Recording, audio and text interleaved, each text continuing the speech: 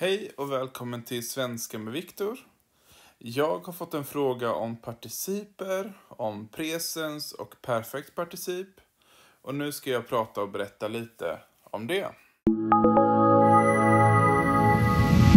Så, vad är en particip? Particip är ett verb som blir ett adjektiv. Du ändrar verbet så det blir adjektiv. Så det är ganska enkelt. Men det kan vara lite svår grammatik. Det första här, presens particip. Presens betyder ju nu. Eller hur? Nu, det här händer nu. Och här har jag 4 stycken participer som jag vill visa. Det första är rinnande.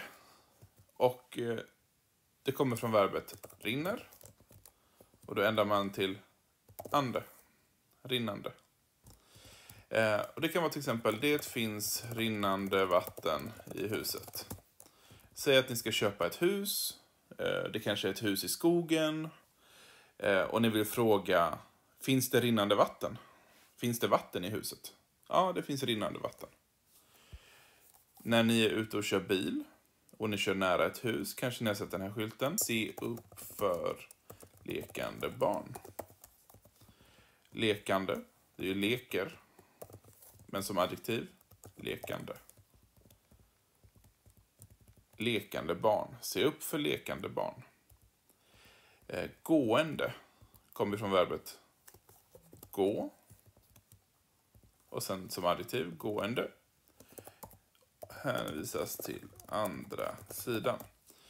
Ni är inne i stan. Och ni går på gåvägen, trottoaren. Och de bygger på ett hus. Och då sätter de en skylt som säger att alla måste gå på andra sidan vägen. Då kan man säga gående personer hänvisas till andra sidan. Gående måste byta sida av vägen. Flytande, jag pratar flytande svenska. Det betyder jag pratar perfekt svenska. Jag pratar svenska utan stopp. Kommer från verbet flyter. Flytande. Reglerna här då. Ni behöver inte lära er reglerna. Lär er orden. Det är mycket bättre. Lär er orden. Men reglerna är så här. Använd verbets infinitivform. Om den slutar på vokal blir det ende. Annars ande. Det är grammatiken, men lär er orden. Lär er inte grammatiken. Det andra är perfekt particip. Den här är svårare, men den är också lite bättre. Den är vanligare. Jag har 3 exempel här. Hämtad, skriven och betald. Hämtad kommer från verbet hämta. Hämta, hämtad. Om det är ett blir det T. Om det är plural blir det D. Till exempel. Kanske jag kan skriva här. Paketet är hämtat av brevbäraren. Paketet är hämtat av brevbäraren. Ni vet att är, då kommer adjektiv efter. Oftast. Hämtat av brevbäraren. Då kan man också säga brevbäraren hämtade paketet. Det betyder samma sak. Paketet är hämtat av brevbäraren. Brevbäraren hämtade paketet. Verb. Adjektiv. Den här boken är skriven av Astrid Lindgren. Skriven. Det är ett adjektiv. Jag kan ändra det här till Astrid Lindgren har skrivit den här boken. Och just det.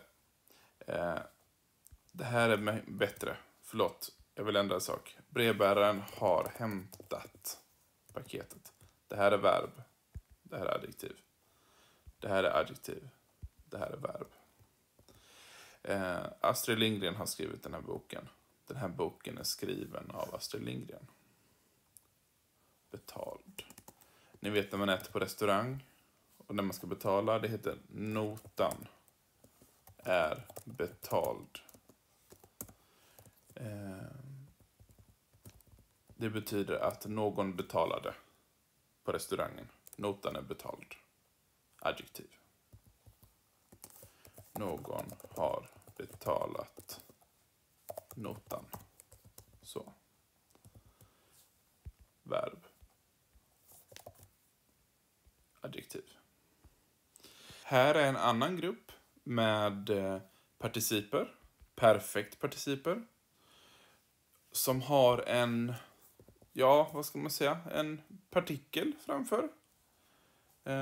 De kan komma från partikelverb. Till exempel har man bortglömd.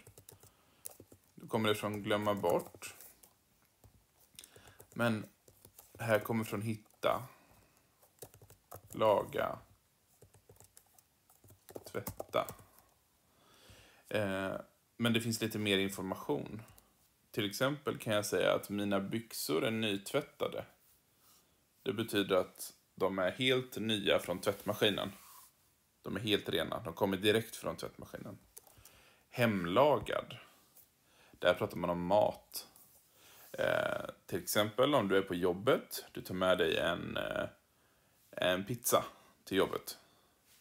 Och pizzan kommer inte från en pizzeria. Pizzan kommer hemifrån. Du gjorde pizzan själv. Då säger du att min mat är hemlagad. Eller det här är en hemlagad pizza. Upphittad betyder någonting som man har hittat. Till exempel om jag tappar mina nycklar. Jag tappar mina nycklar på jobbet.